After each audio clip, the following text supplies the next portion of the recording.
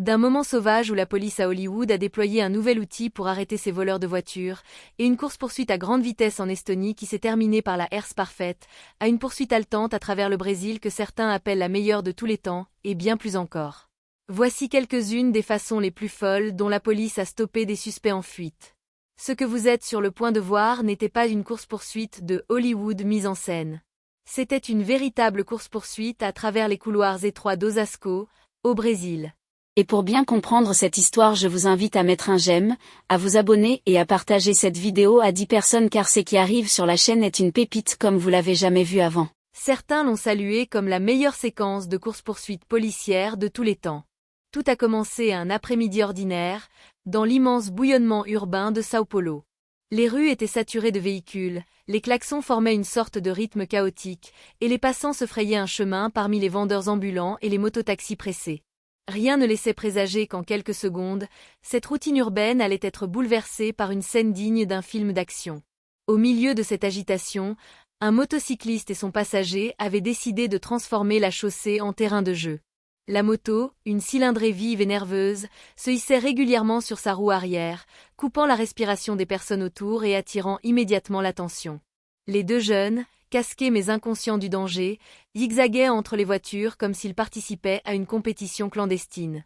Chaque accélération faisait rugir le moteur, chaque cabrage témoignait d'un mépris flagrant pour la sécurité d'autrui.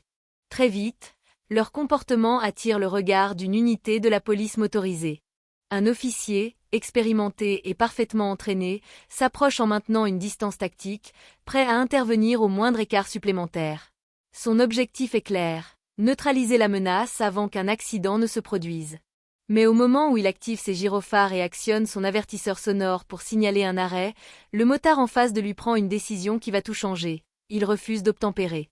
D'un geste bref, presque provocateur, le conducteur tourne la tête vers le policier. Pas un mot.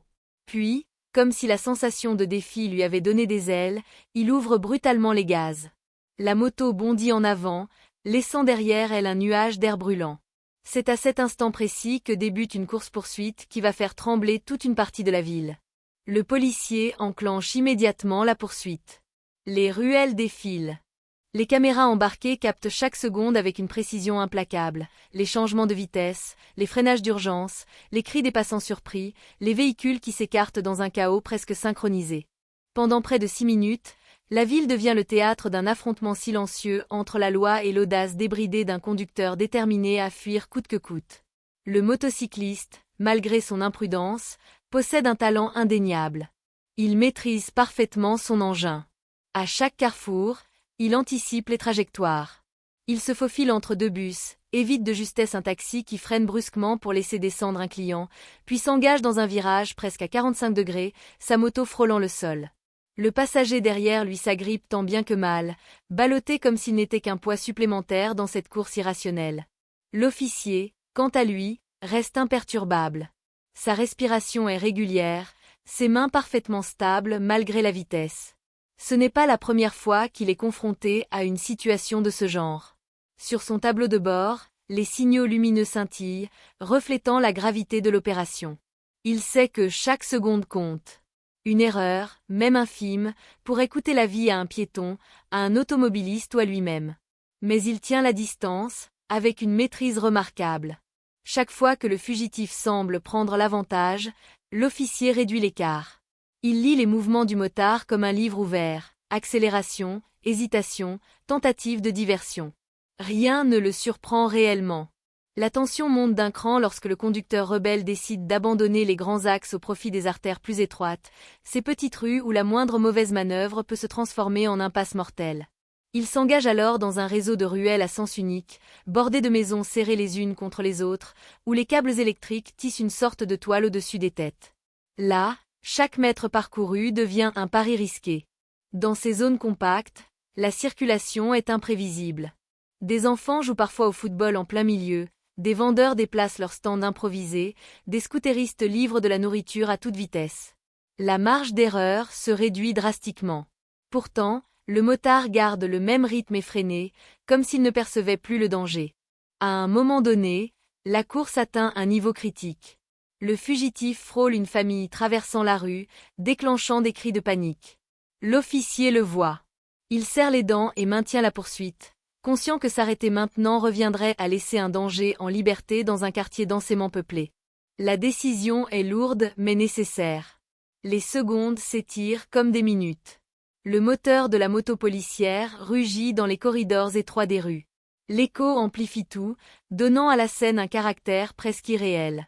Le policier doit désormais anticiper non seulement les mouvements du fugitif, mais aussi les obstacles constants, véhicules en stationnement, piétons surgissant d'un coin de rue, chiens errants courant sans direction. Tout devient une menace potentielle. Pourtant, malgré cet environnement chaotique, l'officier reste d'une précision chirurgicale.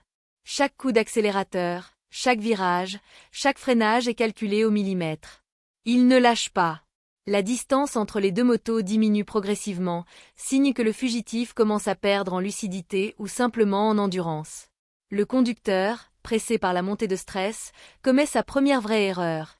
Il tente un passage entre deux voitures incroyablement serrées. La manœuvre est trop audacieuse. Sa moto heurte légèrement le rétro d'une voiture à gauche. L'impact n'est pas suffisant pour le faire chuter, mais il perd une fraction de seconde, un vacillement à peine perceptible. Pour l'officier, c'est le signal qu'il attendait. Il resserre sa trajectoire et gagne de précieuses longueurs. La tension devient presque palpable. Le fugitif le comprend, et dans un dernier élan de panique, il s'engage dans une ruelle encore plus étroite, une voie à sens unique que même les voitures ne peuvent pas emprunter. Les murs semblent se rapprocher, comme une mâchoire prête à se refermer. C'est ici que les choses se corsent pour de bon. Le motard n'a presque plus d'options. La ruelle débouche sur un carrefour minuscule, puis sur une pente raide menant vers un quartier encore plus confiné. À mesure qu'il avance, sa vitesse diminue. Il doit choisir entre continuer et risquer une chute, ou tenter un demi-tour improvisé. Le policier le sait. Il ajuste sa vitesse, laissant juste assez d'espace pour ne pas provoquer un accident immédiat, mais suffisant pour empêcher tout échappatoire. Le fugitif comprend qu'il est acculé. Il tente un dernier geste, une accélération brutale dans l'espoir de surprendre l'officier. Mais la moto patine légèrement, la roue arrière glissant sur un mélange de poussière et d'humidité.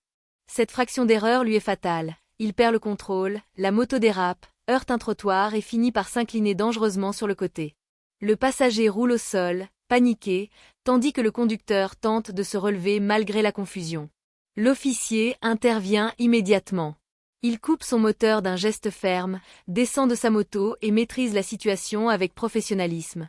Les renforts arrivent quelques secondes plus tard, sécurisant la zone et prenant en charge les deux individus. La course-poursuite est terminée. Je vous invite à mettre un j'aime, à vous abonner et à partager cette vidéo à 10 personnes car ce qui arrive sur la chaîne est une pépite comme vous l'avez jamais vu avant.